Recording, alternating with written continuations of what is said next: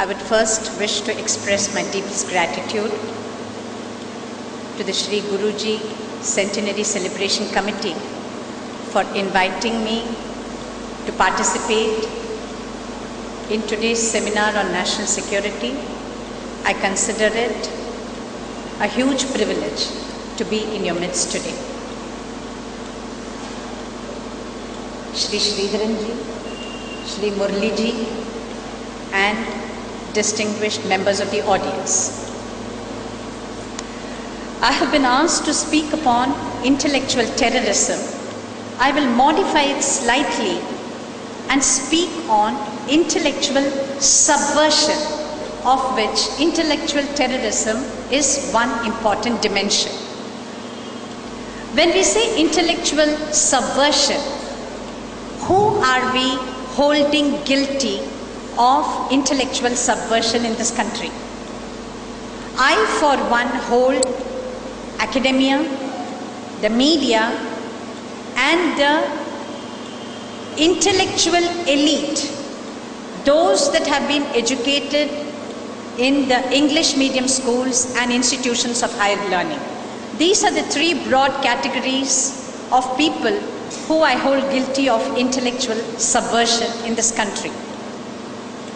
What have they been subverting? They have been subverting the very idea of nation that the Hindu community holds. When I say Hindu, let me make a few things clear here. I am going to be extremely blunt in my exposition. I do not speak to please anybody, neither do I speak to offend anybody. I speak what I perceive to be the truth. And when I say Hindu, I use it as the widely accepted term for those who practice Sanatana Dharma. Sanatana Dharma, I say, is Hinduism. People who practice Sanatana Dharma are Hindus. It is a part of the intellectual subversion exercise that they have discredited the word Hindu so that we are a nameless group of people, to which I will come to a little later in my talk. So when I say Hinduism and when I say Hindus, I mean Sanatana Dharma and the Dharmis. So what have these intellectual terrorists perpetrated? They have subverted the idea of nation. What is a nation? Nation, according to our classical texts, to Hindu, Indian classical texts, is Rashtra. Rashtra is both territory and the people. There is a historical sense of belonging of the people to that territory. It is a territory with well-defined borders. Rashtra has well-defined borders, and Rashtra means the people with a historical and an ancient sense of belonging to that territory. Indian classical texts speak of Hindu Rashtra as being one of the 7 components of Rajya. Hindus constitute 85% of the population of this country. We are a nation of Hindus, but we are neither a Hindu Rashtra nor are we a Hindu Rajya. And this is the success of the intellectual subversion. That we have neither a Hindu Rashtra nor do we have a Hindu Rajya. What are the 7 components of a Rajya that our classical texts speak of? They speak of the Swami, Amatya, Durga, Kosha, Danda, Bala, and one more. Let me come to it. Danda and Bala. There are 7 components. Swami or the king would be the state, the head of the government. The Amatya or the minister will be the council of ministers. Durga is the capital, Kosha is the territory, you have Danda and you have Bala. Of all this, it's very important that you have the Hindu ethos truly reflected in at least some of these components.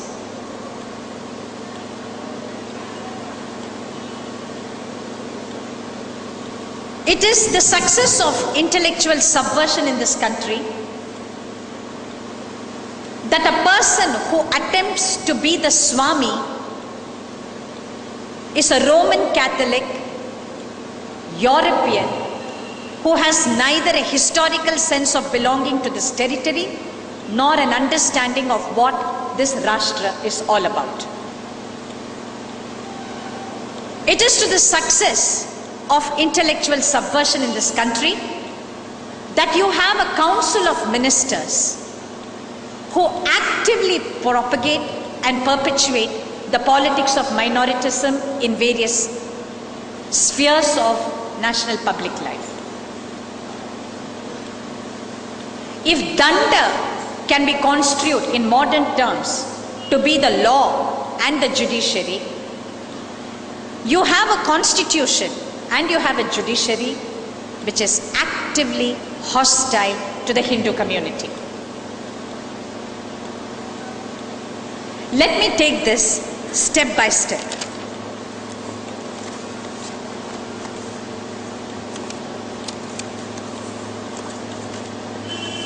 When I say nation, I have an understanding of who belongs and who does not belong. It is to the success of this intellectual subversion that Hindus constantly speak of Vasudhaiva Kutumbakam and think Sonia Gandhi and Mother Teresa are a part of this Kutumbakam inside this country.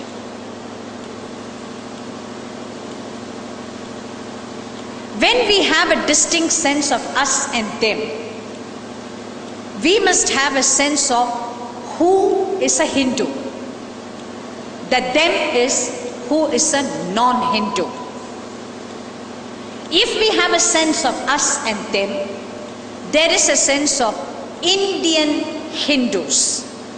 There is a sense of non-Indian people who profess the Hindu religion.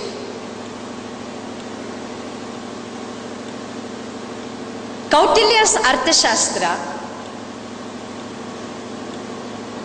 did not deny the Vasudhaiva Kutumbakam principle at all. But Kautilya knew who was a national, who was a non-national. Kautilya encouraged the Hindu way of welcoming refugees. But Kautilya also said, keep the refugees out of your national borders. Provide for them. Take care of them. See to it that they are comfortable and feel secure. But do not bring them into national borders until their loyalties have been tested and found to be true. Vasudhaiva Kutumbakam does not mean opening up all your doors and allowing everybody to come inside, particularly when you are in a state of weakness.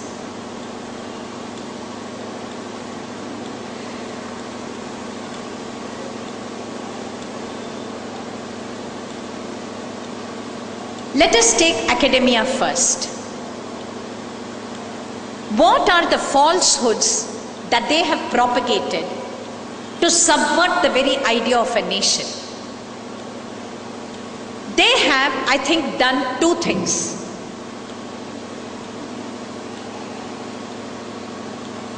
They have fragmented the Hindu consciousness so that a very large section, or shall I say a very significant section of the Hindu community has been placed outside of national borders, and other sections of the Hindu community have been placed outside the Hindu community itself.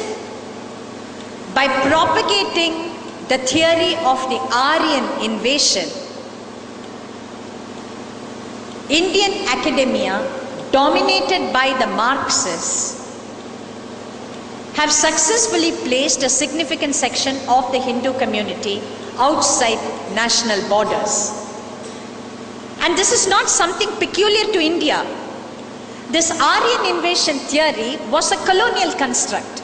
It is a white Christian construct. And they have played this game in North America, where they have had this ridiculous Bering Strait theory, which said that the Native Americans, whom they almost exterminated through genocide and Christian colonialism, were themselves migrants from elsewhere.